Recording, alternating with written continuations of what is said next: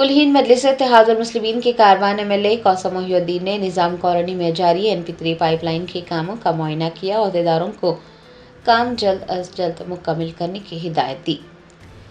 اسد الدین اویسی صدر کل ہند مجلس اتحاد المسلمین کی ہدایت پر کاروان MLA قاسم محی الدین نے جمعہ کو نارائن نگر کارپوریٹر محمد نصیر الدین کے ہمراہ Pasha chicken centre, Toli Chowki main road سے رومان ہوٹل برج تک جاری NP3 پائپ لائن کے کاموں کا معائنہ کیا۔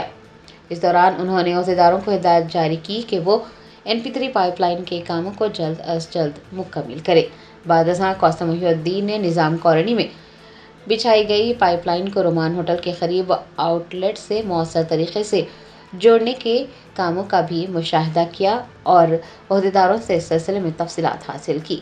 ان تمام ترقیاتی کاموں کا مقصد ہے کہ بارش کے پانی کے بہاؤ کو یقینی بنایا جائے اور مکینوں کو پریشانیوں سے بچایا جائے۔ اس موقع پر مجلس کے ابتدائی صدر، معتمدین، سرگرم کارکنان اور دیگر بھی دیکھے گئے۔